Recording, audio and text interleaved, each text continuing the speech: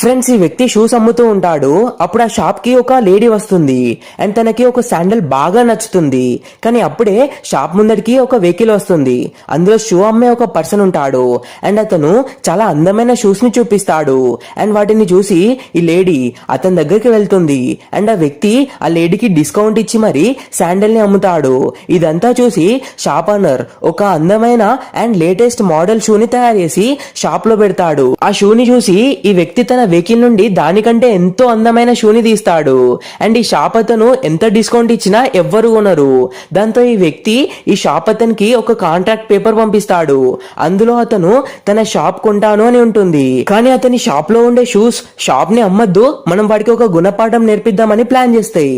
Next day ఈ shop అతను contract తో పాటు ఒక షూ బాక్స్ ని గిఫ్ట్ గా ఇస్తాడు. అండ్ ఇతను హ్యాపీగా ఫీల్ అయ్యి ఆ షూని వేసుకుంటాడు. అండ్ ఆ షూ అతన్ని కంట్రోల్ చేసి ఊరవతల పడేస్తాయి.